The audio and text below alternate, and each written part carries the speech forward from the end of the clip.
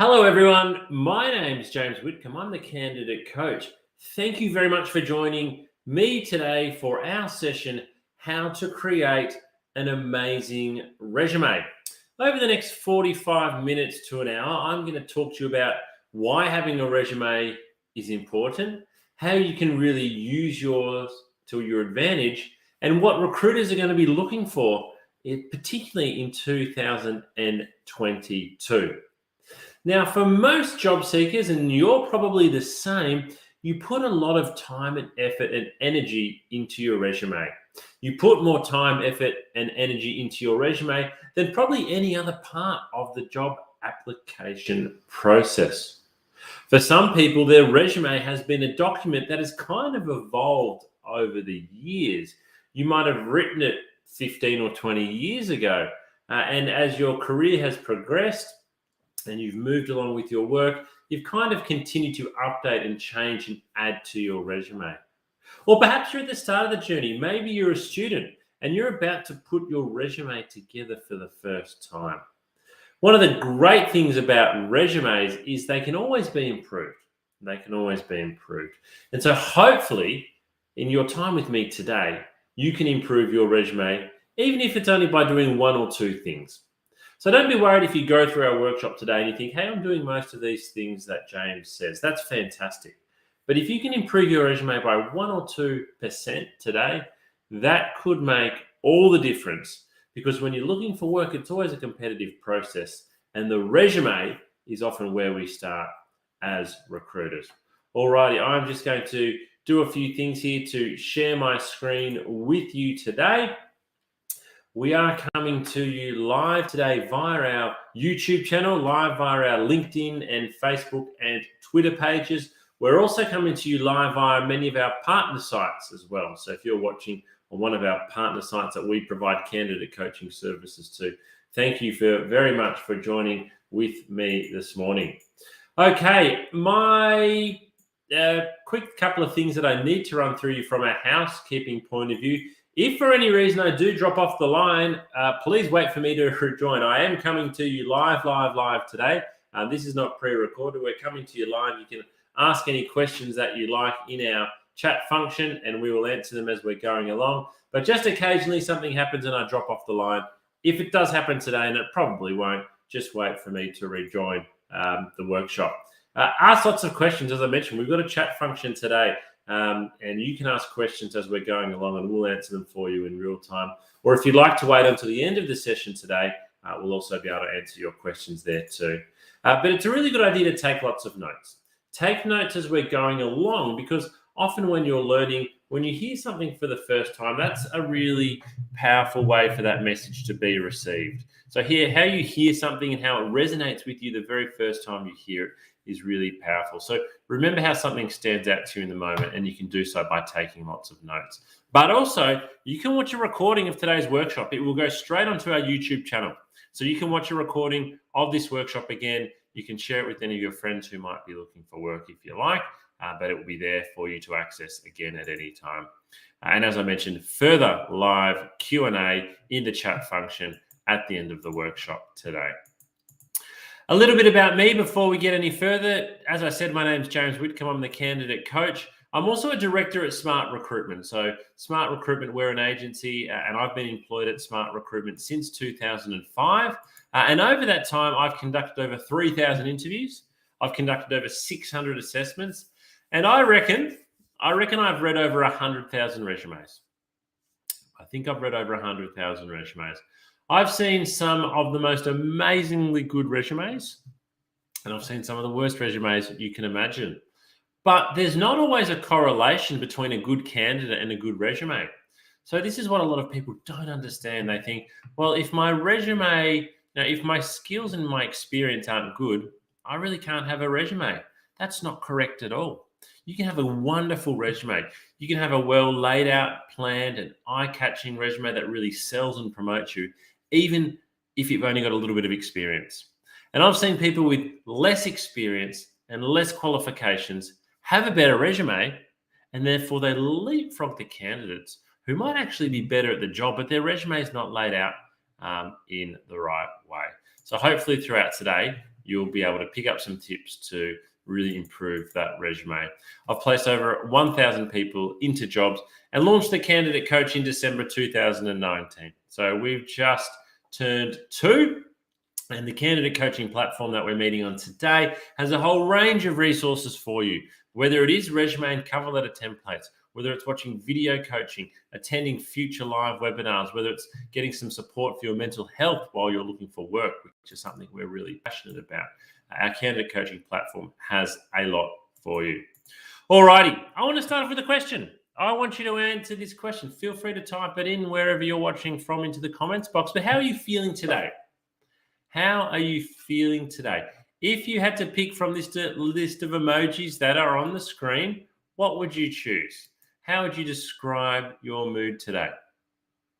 Now, you might think this is a bit of an odd question for me to be asking you. We're in a resume workshop. Why are you asking me how am I feeling, James? Well, what if I change the question a little bit and I say, what about your resume? How do you actually think your resume presents you? So if we had the same list of emojis and I said, choose from this list of emojis the one that best represents your resume, what would you choose from this list here? Are you in the top left-hand corner here? Is your resume happy? Is it confident? Is it confident? Maybe it's more like the bottom left-hand corner. You're like, it's just not great. I really don't know what I'm doing with it. I don't understand what I need to do. But have a think. How do you actually think? What is the vibe that your resume gives off? Does it give off a confident vibe? Does it list achievements? Or is it perhaps just a bit timid and it's a bit blah, it's a bit bland, it's a bit boring. You just think, my resume doesn't help me to stand out. Well, hopefully over our time today, we can share with you some tips around how your resume can help you stand out. Because with your resume, it is really important to have a job-winning attitude and mindset. So what do I mean by that? Well, we want your resume to have confidence. We want your resume to be a document that you are proud of, that you enjoy sending out, that you like showing to people because it's well created and you're really happy with the quality of it. You feel it is really promoting your personal brand and your employment opportunities. And what that shows is what we call a job-winning attitude and mindset. And it's really important to have a job-winning attitude and mindset, as we will hear now from Ryan Biggs, who is one of the recruitment leaders in Melbourne and works at the Australian Financial Complaints Authority. Ryan says, I will always go for someone with a fantastic attitude that may need a little bit of development over someone who has all of the skill, but a bad attitude. So, according to Ryan, we can have all of the skill. And if we want to take that a little bit further, we can have all of the skill. We can have all of the qualifications. We can have all of the experience. But if we don't have the right attitude, somebody with less skills, less experience, and less qualifications will beat us to getting the job. So on our resume, we need to show our attitude. We need to show our job-winning attitude and our mindset. So easy for me to say that, isn't it? It's easy for me to say, have a job-winning attitude, have a confident resume. But how to actually go about doing that? That's what we're going to show you today. Because a resume and a cover letter will do that. It will show your attitude. It will show your confidence, and it will show your intent. I can often sense how confident somebody is with their job applications when I read their resume and their cover letter. I can sense whether they're really confident, they think they're putting a great foot forward. Or I can also get the sense a lot of the time whether this person really doesn't know whether they've got a good resume, a good cover letter. They actually don't even know whether this job's suitable for them. It comes through far more loudly than you think. So I want to ask you another question. How long do you actually think a recruiter spends reading your resume? Again, feel free to type this into the comments box where you're watching. How long do you think a recruiter spends reading your resume? As I said before, for some people, their resume has been something they've built on over a 20, 30, 40-year career. You've spent hours and hours on it every year, or maybe when you've changed jobs, you've updated it. For some of you in the early part of your career, you might be looking for work at the moment, and you're really spending, 5 or 6 hours every day looking for work and working on your resume. You spend a lot of time, tens, if not hundreds, if not thousands of hours of work go into your resume. So when you send it off, when you've done these thousands of hours of work, when you send it off, how long do you actually think a recruiter spends reading your resume? Well, I'm going to share the answer with you now. 7 seconds. Eye tracking study shows that recruiters look at your resume for 7 seconds. How does that make you feel? How does that make you feel? For me, as a recruiter who's actively recruiting at the moment, who's really passionate about the recruitment industry, I'm really embarrassed by that stat. I'm really embarrassed that the average resume only gets looked at for 7 seconds before a decision is made. So at the 7-second mark, what happens is the recruiter on average decides, okay, yes, I'm going to keep on reading this resume, or no, I'm going to move on to the next one. If they choose to keep on reading, they will read for more than 7 seconds, but it's at that point in time that they make the decision whether you're going yes or no column. So for most job seekers, this makes them feel quite forlorn. It's a really kind of disappointing outcome. So we can dwell on that if we like. Oh, that's terrible. Recruiters only look at resumes for 7 seconds. Or what I think we should do is take that information on board and go, okay, I've got 7 seconds here. I need to base my resume around this notion that it's got to stand out in the first 7 seconds. Because if it doesn't stand out in the first 7 seconds, guess what? No one's going to keep on reading. So what you've got listed on page 3 and 4, it might be important information, but guess what?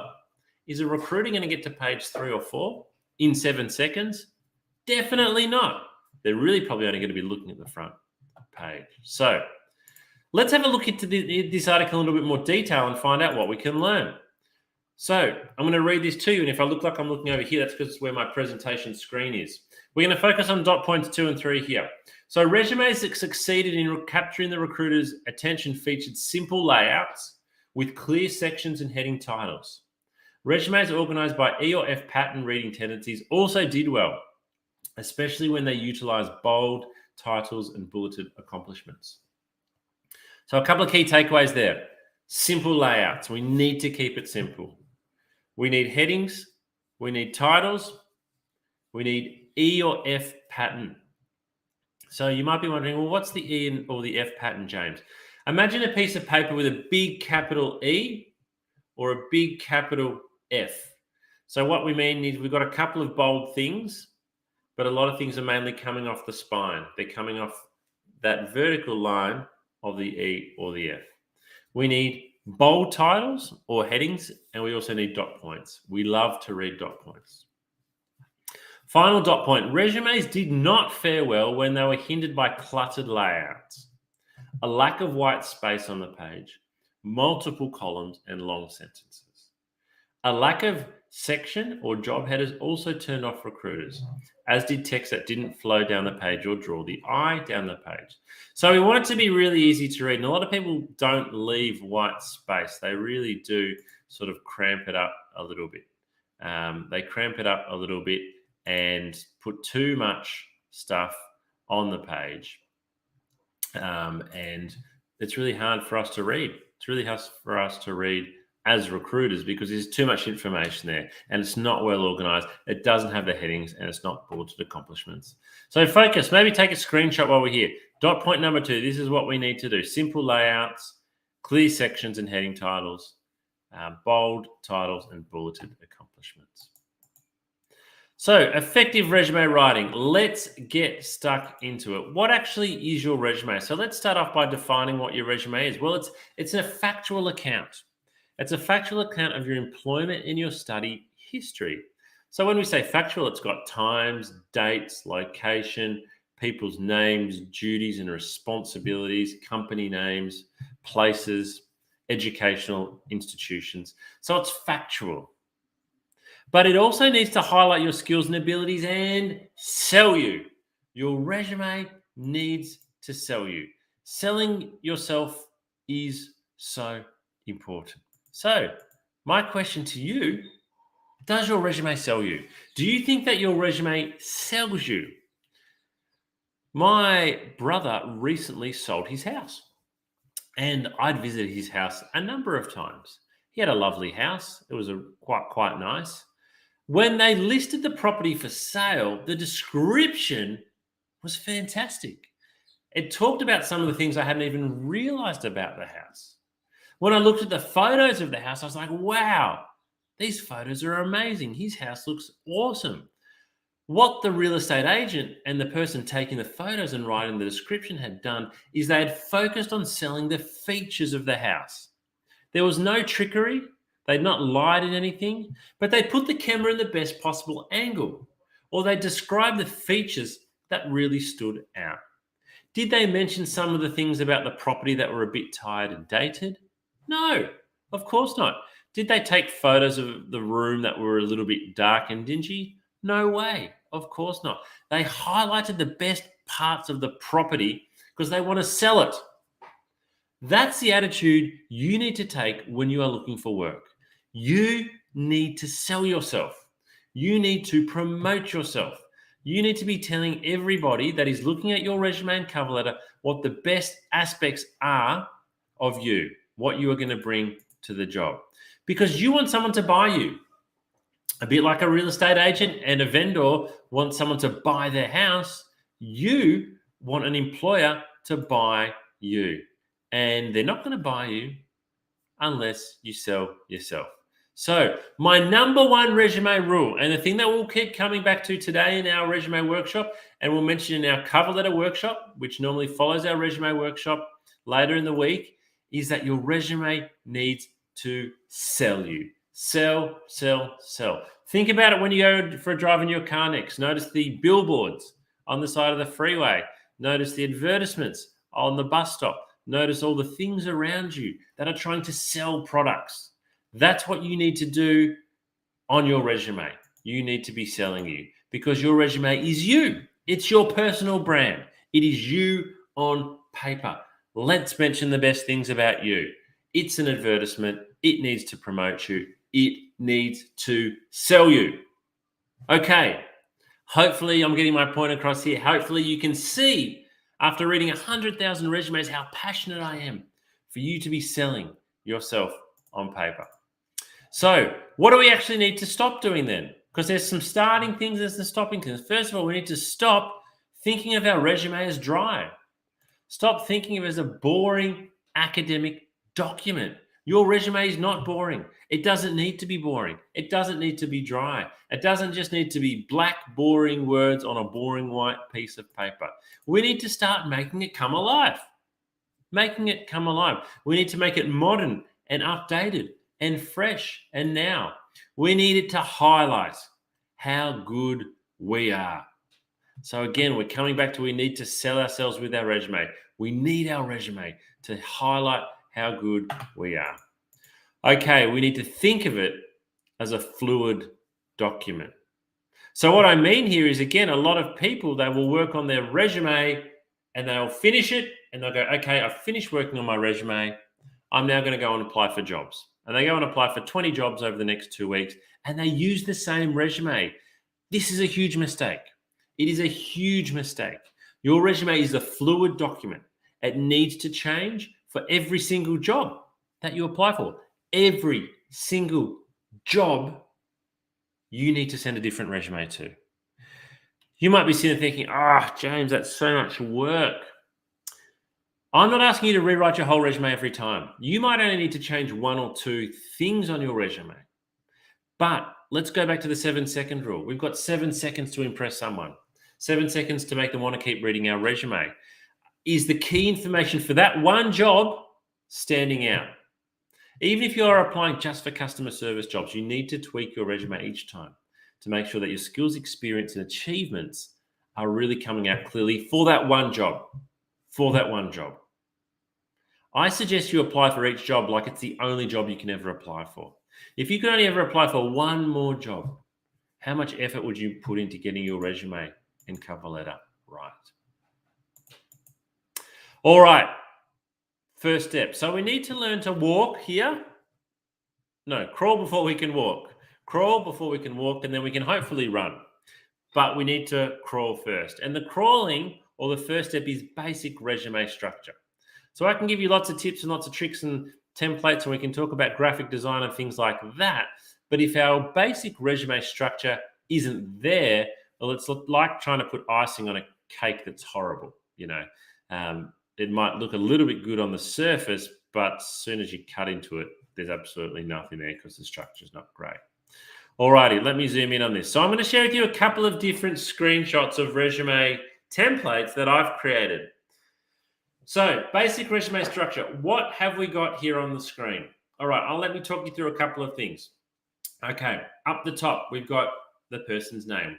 We're calling him Joe Citizen here. This is just an example. It's not a real resume. We've got his name. It's bold. We've got a little bit of iconography there. We've got the LinkedIn logo, and then we've got a house, a phone, and an envelope. So I've got all the contact details letters there. I like to see a LinkedIn profile on the top of a resume. A lot of recruiters are going to look at your LinkedIn profile, and most of the time they're going to have to go and try and find it themselves. So if you can provide it for them on the top of your resume, it's really helpful. But it also shows that you understand the importance of LinkedIn. So we've got those contact details up the top there. What you'll notice throughout the resume is we've used these bold headings or these section headings. So we've got professional summary, formal education, and employment history. We've also used, as that previous article said, the E or F pattern.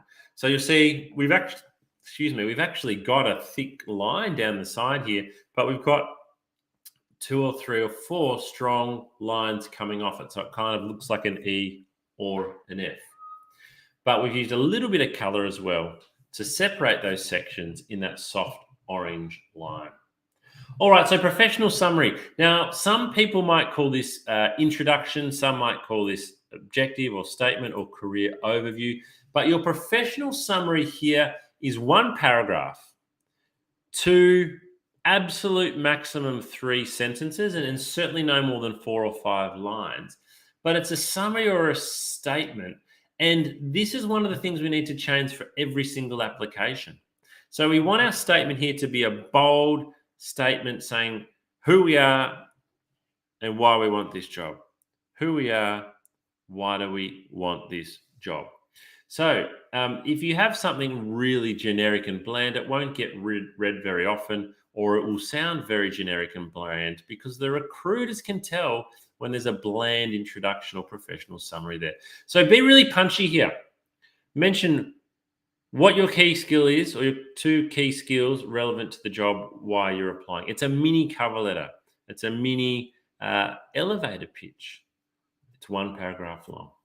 Then formal education. So if you have any formal education, particularly if it's tertiary qualifications, list them on your first page of your resume. Some countries like to list them last. In Australia, we need to list them on the first page of your resume. I've seen candidates who list on the 4th page of their resume that they've got a PhD and an MBA. But if we go back to that article, which tells us that recruiters on average only look at a resume for 7 seconds, do you think someone's getting to page 4 and seeing that you've got a PhD that you've spent 8 years learning?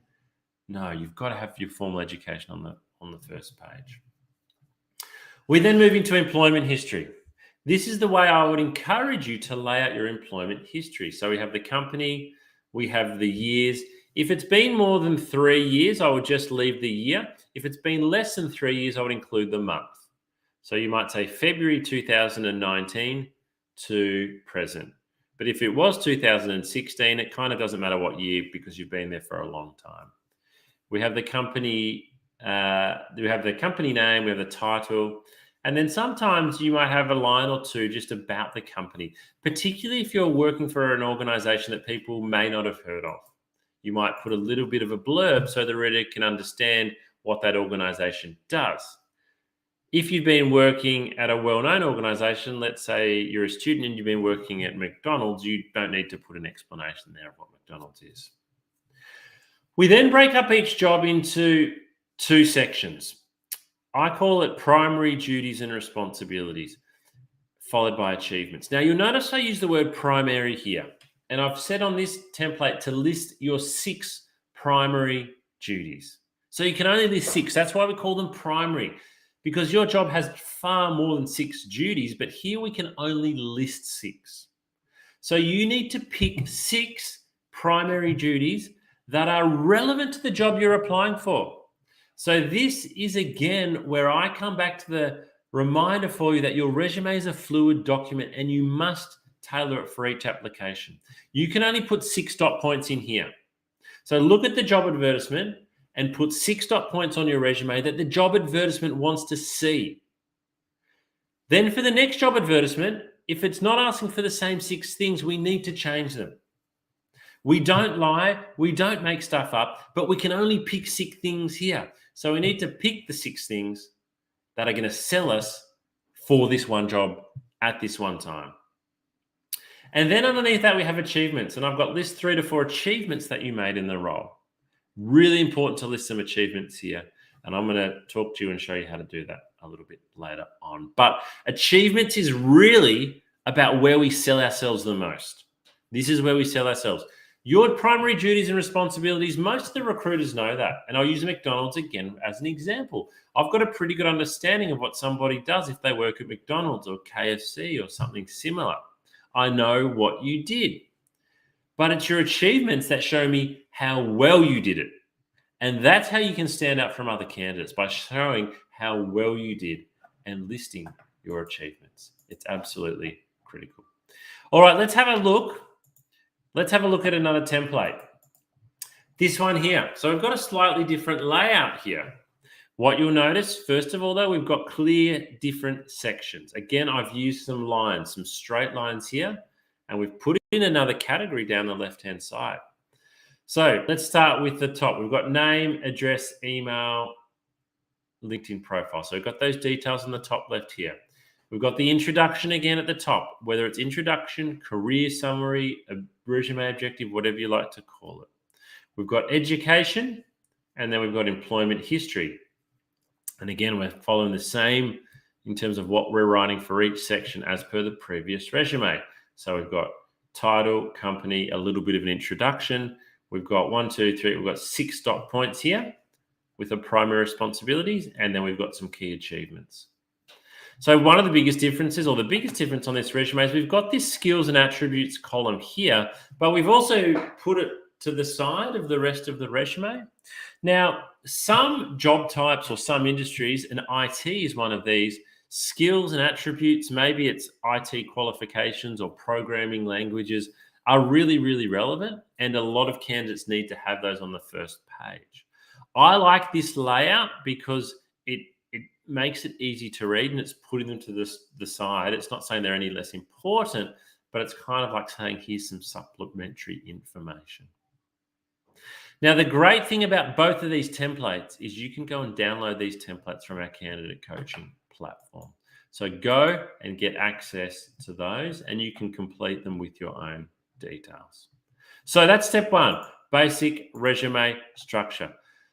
Step 2, as you've already heard from me today, I'm really passionate about you selling yourself on your resume. And if you don't sell yourself, or your resume is not selling you, you don't have a great resume. It's that simple. Okay, but how do we go about doing it? I'm going to share with you an example of selling your experience and selling your achievements. We're not going to look at a whole resume here. We're just going to look at the last job of one particular candidate that I worked with, because this gives a great example. Okay, so this was the candidate's resume. This is how they described their job when I met them, and this was 5 years ago, or 6 years ago now, nearly. They were a sales representative, and I've changed the name of the company to ABC Company. And this lady described herself as a salesperson for the company for 3 years. She sold goods, and she traveled to meet customers and to keep them happy. That is actually what she did in her job. So there's nothing wrong with that description. She's not telling us anything false. But when I had a phone interview with this candidate, I was like really impressed with what she had to say. And then when I had a face-to-face interview and I heard what she did and what she'd achieved, I was blown away. Now, in many ways, she was actually lucky to get that first phone interview. She mainly got that first phone interview because she had a tenure of 3 years as a sales representative. And as an experienced sales recruiter, I know that 3 years is a good tenure for sales, because it's a really tough job where you need to handle a lot of rejection, you need to achieve results, and you need to have a lot of resilience. So I generally have a phone interview with nearly everybody if they've worked in sales for 3 months. So she was lucky to have that phone interview. She was lucky to get to the face-to-face interview. but I ended up being blown away when I met with her. So this is her resume before. This is how we described her job after. So same person, same job, resume laid out in a better way. So what you'll notice here, we've got the bold headings. We've got primary responsibilities and we've got achievements. I've actually done, and I did say this was in 2016, I've done 1, 2, 3, I've got about 9 dot points here for responsibilities. It's probably a little bit more than I'd recommend now, but as you can see, each dot point is quite short. So each dot point, apart from maybe the third one, is quite short. So you can have a few more than 6 if they're short, but if they're sort of 1 to 2, 1.5 to 2 lines, you probably only want 6. So let's look at the responsibilities first. What this does is it gives the reader a great understanding very quickly. So the first dot point, maintain regular contact with a large portfolio of business clients. That helps me straight away understand a little bit of what she did. If we look at the third last dot point there, attend at least 3 new business appointments per day. Putting numbers on your resume is a wonderful thing to do because it helps the person reading it to really understand. I can quantify what 3 new business appointments a day is. That's 15 a week. That's 60 a month. That's, 720 or so a year. But if you just have 10 new business appointments, I don't know whether that's 1 a day, 1 a week, 1 a month, or 1 a year. So if you use some figures here in your responsibilities, maybe say 30% of my time I did this. It really helps a person reading to get a good understanding of what you did. So I won't read through all those responsibilities. You can see them on the screen here now, but we've really described well. You will agree with me, I'm sure, that in reading those 9 dot points, you've got a good understanding actually of what this person did. Now let's move on to achievements, because for me, this is the main part. So this lady was Salesperson of the Year in 2014, exceeding sales budget by 21%. 21%. So I like a couple of things about this stat. She told me the year, she was specific, and she gave me the result, 21%. She exceeded her sales budget by excuse me. Now, this is not a small company that she worked for. They had a large sales team. So this was an amazing result. Now, let me tell you something else that is amazing. For being Salesperson of the Year, this lady was given a brand new car. That was the prize this company had for the Salesperson of the Year that year. She won a brand new car. I have never come across, in my 15 or 16 years in recruitment, another candidate who was given a car because they did a great job. Salesperson of the Year, she got a car, she was amazing. But look, on her previous resume,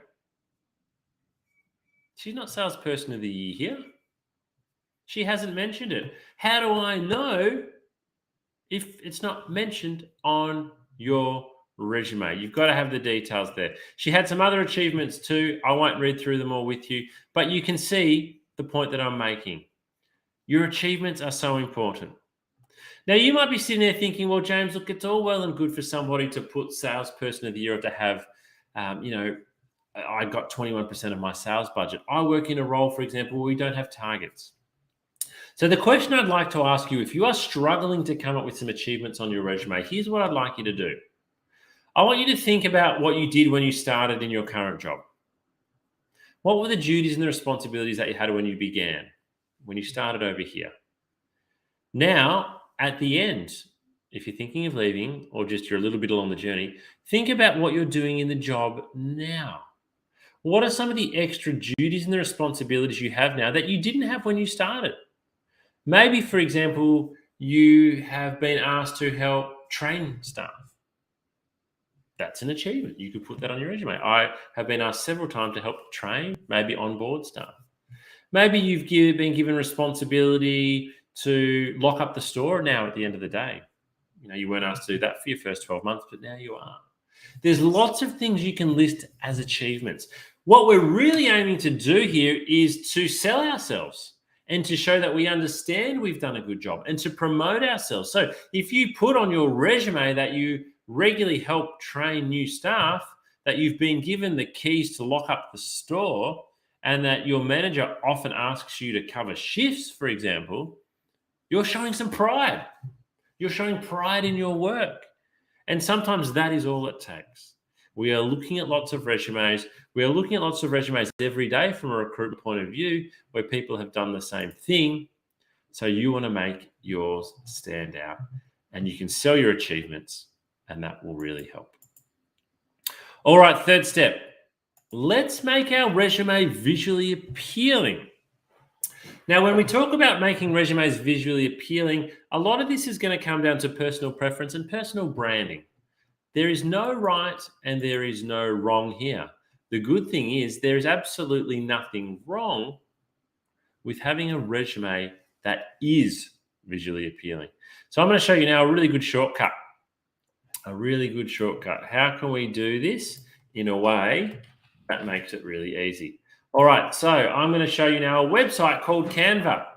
You'll see the brand up there, or the top left-hand side, canva.com, canva.com. What I'm going to show you now is free. Canva is a great site full of different design things. You can go to Canva. What will you design? I want to design a resume, and click enter. What you will see load up on your screen there now is just a wonderful portfolio of graphically designed resume templates. So as I scroll down the page, you'll see row after row of beautiful, I'll call them beautiful. I'm a recruiter. I love resumes. I think these resumes are beautiful. I think they are eye-catching. I think they are sexy. I think they will help you stand out if you choose one of these formats. Because don't forget, a lot of us recruiters, we can easily read over 100 resumes every day. That's 500 resumes every week. So when most of those resumes are black words on white paper, black words on white paper, black words on white paper, if you suddenly then see a resume that's got some color and is pleasing to the eye, it stands out straight away. But it's not always easy to do. So that's why something like Canva is absolutely wonderful. Now, let me show you how easy it is to use. Let's say, let me find one that I might like to use. And again, not all of these are going to be to your liking, or not all of these resumes are actually going to be appropriate for you. These resumes in particular are best if you're looking to create a resume probably of 1 to 2 pages in length.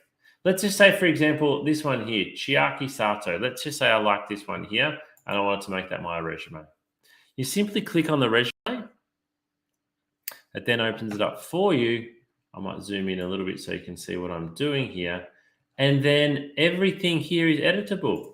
So I would put my name in, James Whitcomb. That's a bit large, so we need to make it a bit small so it fits in. James Whitcomb. I put in my title here. I'm a recruiter. If I want to put my own photo in, I've got my own photo saved in here somewhere. There we go. Oops. Now I drag my photo up into there. There we go. So I've got, and then I just continue to go through and I change all the details around for mine.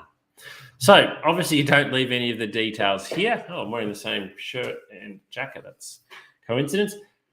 We need to change all these details. We can't lie. We're not lying on our resume, but we'll go through here and we'll just edit everything up. And then we can add another page if we want and continue to add different bits and pieces. But as you can see straight away, how different does that look from a normal resume? It looks very, very different. And this to me, at the very least, this to me would make me realize that this job seeker had put in a fair amount of effort. Their resume is important to them. They understand their resume is important to them, and they've gone about creating some effort. So, yeah, we'd put in, maybe this is our summary here. That summary, and that's not quite aligned, so I'd line that up. We'd write that in here. Here goes our education. Awards, so we could have awards or achievements here. If you had an IT background, for example, for this one you might do C++ programming. And they've kind of shown here that they've got like 4-star, 4 out of 5 there, whereas problem solving only 2. contact details. Move it all around. It's completely up to you. But having a graphically designed resume template is a great way for you to stand out as a job seeker. So again, Canva, canva.com, Australian CEO. I use the paid version. It's only about $15 a month, but what I'm showing you here, you can do for free. So go away and make the most of it. So as I've mentioned, you visit Canva, or actually go back to the Candidate Coach and use one of our templates. And then the fourth step, as I said, we need to change our resume for every single application. This is something that a lot of job seekers just don't like doing. I get it. It means you've got to do more work. That's right. You've got to do more work. But again, I'm going to read 100 resumes today. I can tell the people who have done more work. I can tell the people who have put effort into their application. So what I want to say to you, even if you are unemployed at the moment, you're doing nothing other than looking for jobs, I don't want you to apply for any more than 2 jobs every day. Maximum of 2 jobs, because you need to be researching the company, researching the role, tailoring your resume, and as we show in our next workshop, tailoring your cover letter. If you are spending 5 hours a day applying for work and you're applying for 2 jobs, you are going to get a much better response than applying for 50 jobs in 5 hours, which the job boards do allow you to do. And so we can see when someone just goes click and apply, and sends out that same resume 100 times in a day, we notice. Whereas if you tailor your resume for every application, you choose your summary, you choose which dot points and achievements to list, you make it really relevant to the job. Look at what the job ad is asking you for. Mirror that. Mirror it in your resume. Alrighty. I want to go through some of the common resume questions. And if you've got any questions now, feel free to type them into the comments box. How long should my resume be? Great question. So I have a personal preference. The hard thing is other recruiters have a personal preference will be different to mine. So I'll give you my answer in a moment. But one of the challenges for being a job seeker is, even with a lot of my advice today, not every recruiter will agree. Some recruiters will say, I do like a graphically designed resume. Some will say, I do prefer black on white. So you can't please everyone all the time. I used to say a good resume is 4 pages long. I then said, I think about 3. I'm probably now at 2 pages. Even 1 page. I've seen some amazing 1-page resumes. Your resume does not need to tell the whole story of your whole career. The aim of your resume, to be honest, is to get the recruiter interested enough to call you and want to talk to you about the job. And that's where you fill in the rest of those details. So my advice would be 2 to 3 pages, no more than 3, but it's up to you. If you prefer 1, go for it. If you prefer 4, go for it. Just be aware that your first page is the most important. And in that, when we apply that 7-second rule, let's be honest, what are recruiters looking at in the first 7 seconds? It's only on the front page. So don't save any of the good stuff for page 2, 3, or 4. Should I include a photo of myself on my resume? This is a very big question. The answer is, it's completely up to you.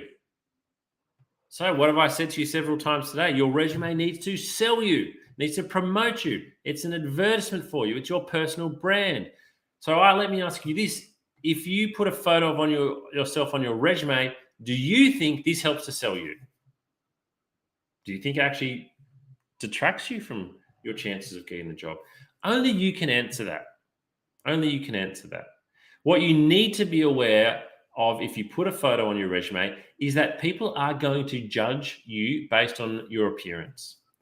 Even if they're the world's most unbiased recruiter, we all have what we call unconscious bias. When we see a photo of someone, in our mind, we make assumptions and we are biased towards the way some people do and don't look. So if you have a photo on there, it's got to be professional. It's got to be corporate. It's got to be smiling. It's got to be well presented.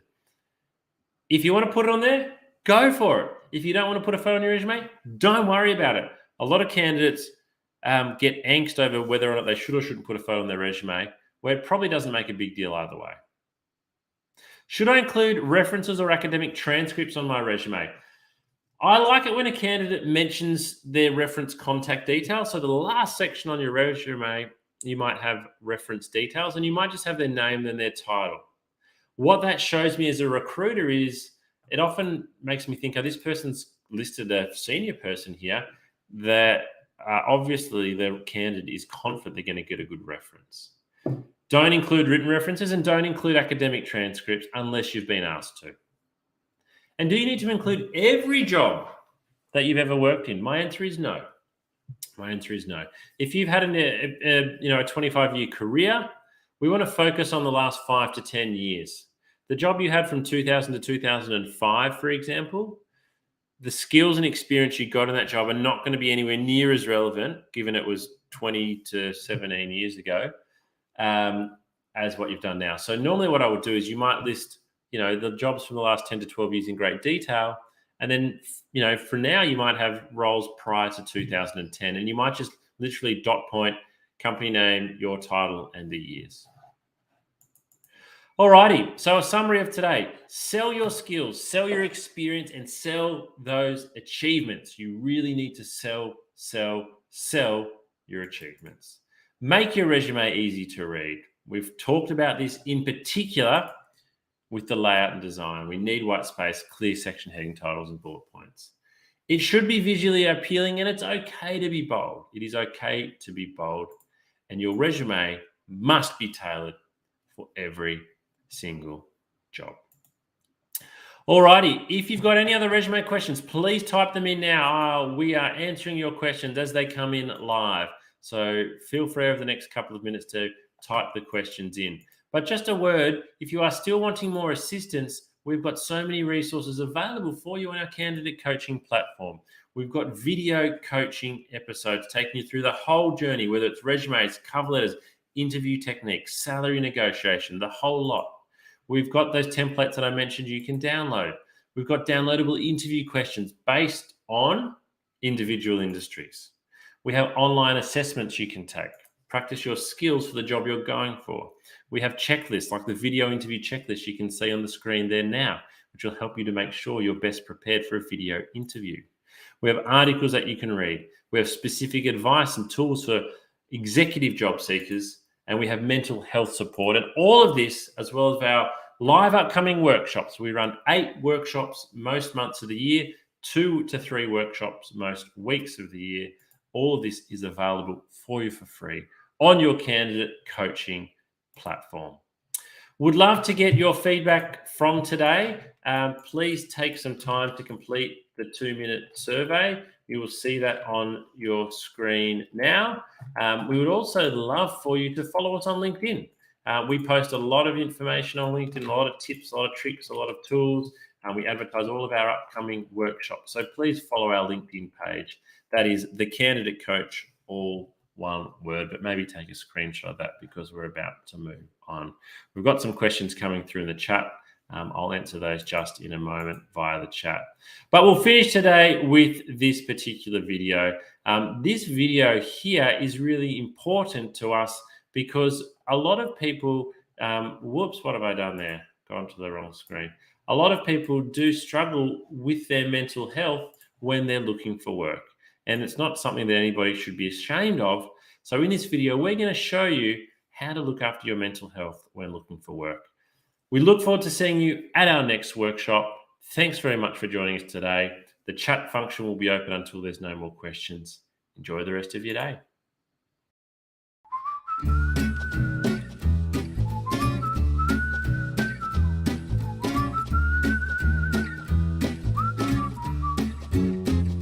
If you're not feeling terrific at the moment and you feel like your mental well-being has taken a little bit of a dip, please remember this is not going to last forever. There's lots you can do to manage your mental health and get back on top of it.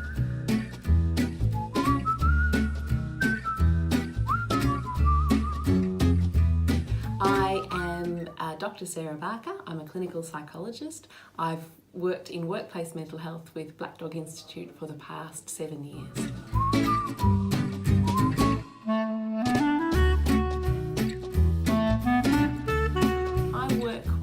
A lot of adults and young people, mainly with anxiety, depression, trauma as well, a range of issues, and many who are looking for work. And undergoing that process of trying to find employment.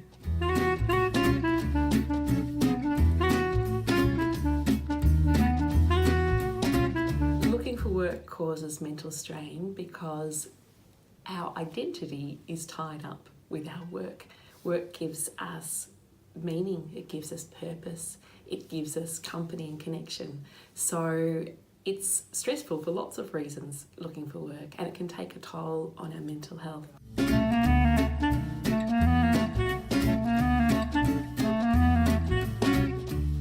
It's really important for us to be aware of the signs that our well-being and our mental health might be dropping. Probably the biggest sign is changes in behaviour. So that might be changes in the way we're thinking or talking to ourselves. We might be saying things like, who would employ me? I'll never get a job. We might be really down on ourselves and really hard and critical on ourselves when normally we're not so hard and critical. We might also, in our relationships, change our behaviour. We might be more snappy or more irritable with people that we love, that normally we might be a little bit irritable sometimes, but not irritable in that way. Losing interest in things that usually sparked us and ignited us and gave us joy.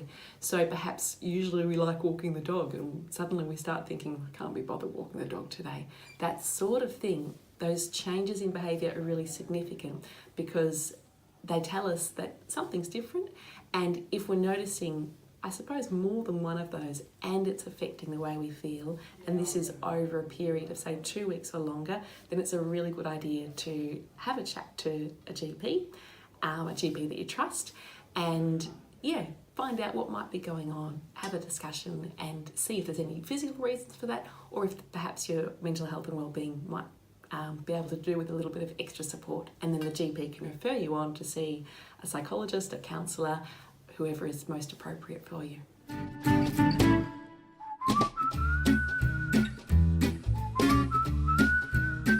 There are so many great things you can do to look after your mental health when you're looking for work, and it's really important that you do. My very top tip would be really talking kindly to yourself and being compassionate with yourself.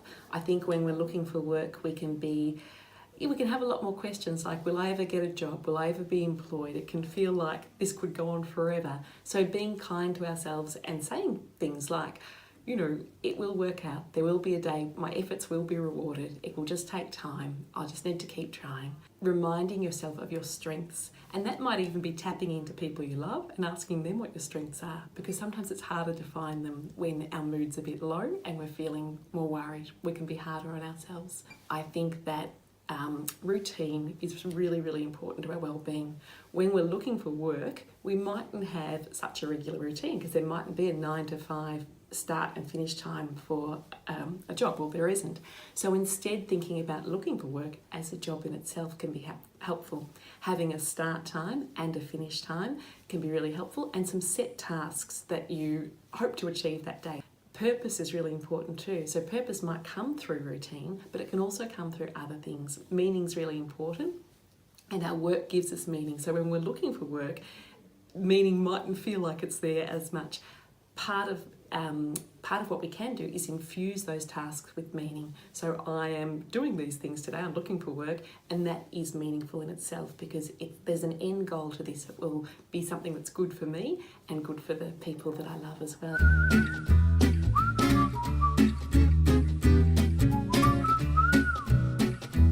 Some excellent resources for looking after well-being when looking for work are the Headgear App. The Headgear App is free, it's evidence-based, it's developed by Black Dog Institute, and it is fun to use.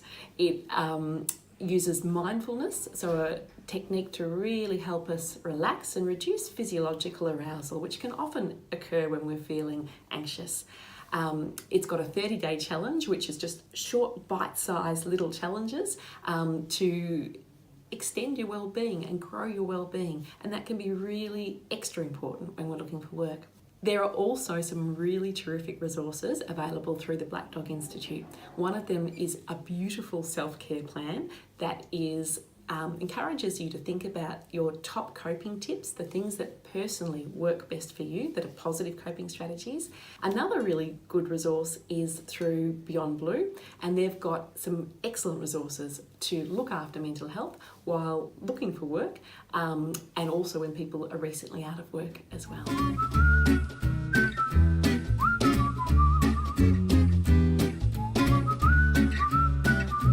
Probably time to seek professional assistance when you notice your mood is lower and you're feeling more down than usual, when you're worrying more and perhaps worrying excessively about things that you wouldn't normally worry about, and perhaps in your relationships too, when you're more tense with people and perhaps more snappy or irritable. All of these are signs that perhaps our mood is not in the greatest space, and our well-being is not in the greatest space, and that it can be a great idea then to chat to your GP, who can then refer you to an appropriate person to help you strengthen your well-being.